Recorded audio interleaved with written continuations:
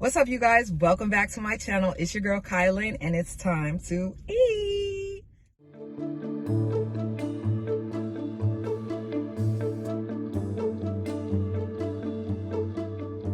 All right, so I am ready to jump right on into this food. But first, let me tell you where I got it from. A staple in the Atlanta community, the Landmark Diner. They have been around forever and ever and ever. It's a 24-hour diner. They've got an extensive menu. They got everything from breakfast food to steak and lobster and shrimp to sandwiches to burgers to salads. They got everything on their menu. And they serve drinks. But we're not doing drinks today. I should, but we not. Today, I went ahead and settled on the corned beef Reuben on rye bread. It's made with sauerkraut and Swiss cheese, I believe that is. Swiss, provolone, one of them. And it comes with some nice crunchy french fries. Gotta love a crunchy french fry. See? It's a good amount of crunch too. They seasoned the fries up, so I'm happy with that. Oh, wait a minute. Did I eat my fry and not bless my food? Lord, forgive me. Give me a second, y'all.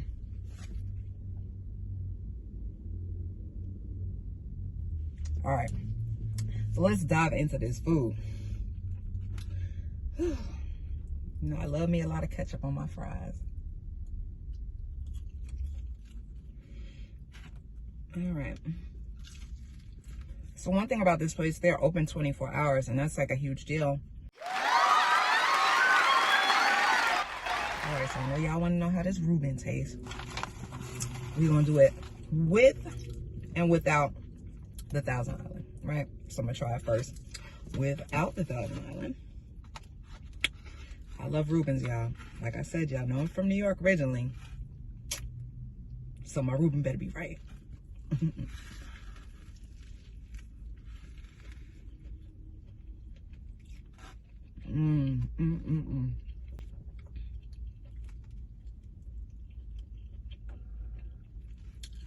That's good.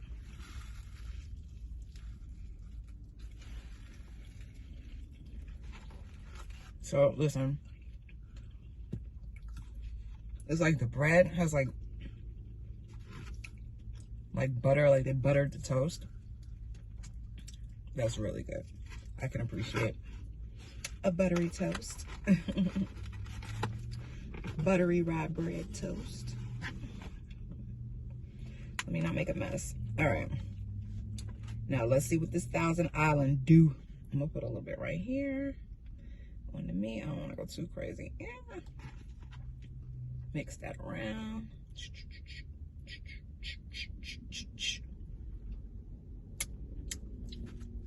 All right, let's see what it do with the Thousand Island.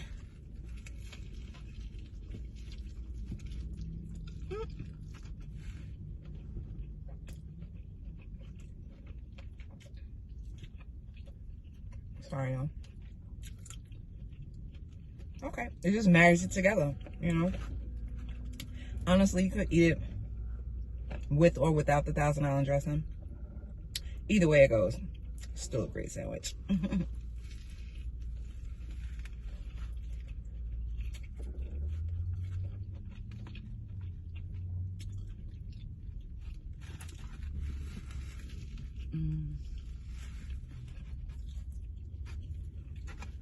Yeah, that's good.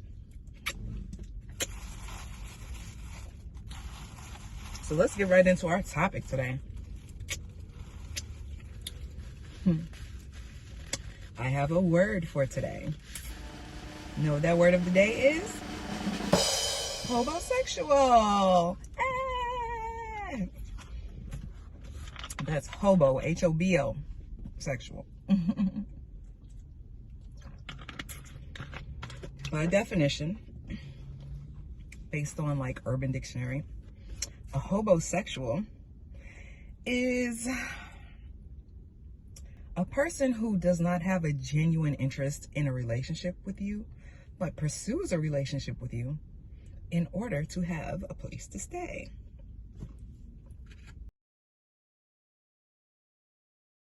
The HOBO-Seggsual, aka moocher, aka leech. Their sole intent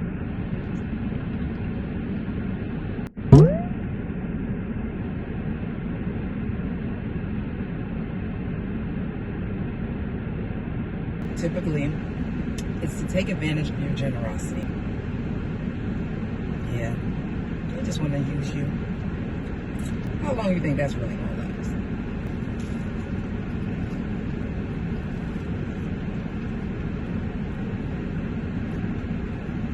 Fake it till you make it, right?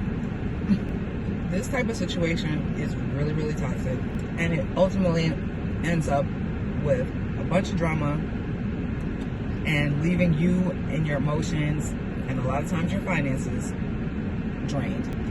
So you got somebody like this, or know somebody that like this, or know somebody who knows somebody like this, please stay away. Don't let them mooch off of you. It ain't worth it. That love you think you feeling is fake. It really is.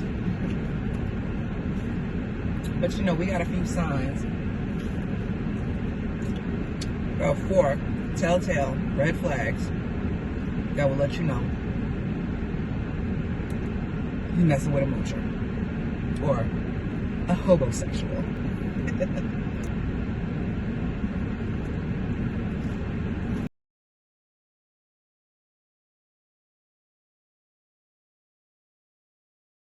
First sign that you're dealing with a HOBO-Seggsual. The relationship moves way too fast. They're very, very quick to say that they want to be with you. They'll say all the right shit. You know, they'll wine and dine you, be super sweet, extra affectionate, and the sex game is probably out of this world. Because that's a huge way that they hook you. Now, mind you, the whining and dining, they're able to do this because they don't have to spend money on housing. That's just not what they do. They spend their money on whatever they want to spend it on. And paying rent is not one of those things. So that is going to be our first major red flag, right? Number 2, you're going to start seeing more and more of his stuff at your house. Example, you know, you might, y'all been kicking it for about a week. He comes spend the night. He got an overnight bag. Of course he's gonna have an overnight bag. This is part of the plan. He's gonna leave some items from his overnight bag. Maybe a toothbrush or some type of hygienic something or other, or maybe even a laptop. Something that he knows he gotta come back for, and something that is marking the territory, right? So he may not necessarily stay too long the first time, but that first time he spends in the elevator, the sex is going to be amazing. Just already know. But I'm sure you already know, right? Okay. That's part of the game, to get into your head. Ladies, people, folks, guys too. You cannot be dignitized. You gotta, like, not get dignitized. But that's usually how it happens. You get dignitized. But like I said, so you start seeing more and more of his stuff at your house. That's sign number 2. Telltale. Number 3. They never really have a solid anything going on. They might be in between jobs. They might be in between jobs. I said that twice for a reason. They're probably staying with friends. Just got out of a relationship. A live-in relationship. That's why they're staying with friends. Fine. This is a red flag. So for somebody to be staying with a friend and just got out of a live-in relationship and ready to jump into a live-in relationship with you, something's not quite right there. Most people, after a breakup, especially if they're living together, they're trying to get their own space, get their head together, and the last thing they want to do is jump into another living relationship, because living relationships are heavy and they require a lot. It's a lot, right? So that's a red flag. A big one. Here's another one. They expect a lot of favors, but really don't ever do much in return for you. Do they always need some type of assistance with something? Hey, can you drop me off here? Can you drive me there? They may or may not have a car. There are some HOBO-Seggsuals that have cars. There are some. A lot of them don't, but some do have cars. So you can have a car and be a HOBO-Seggsual. You'd be surprised, because a lot of them, boy, if you pop that trunk open, the amount of clothes and stuff that you see in that trunk will blow your mind. I'm just saying. But anyway, let's get back to this expecting too many favors. Does it feel like you're always doing favors for them, but whenever you ask them to do something for you, they're kind of like avoiding it and evasive? That's a red flag. This is somebody that's using you. Somebody that really wants to be with you doesn't have a problem helping you out when and where they can, even if they're down on their luck, right? Think about it.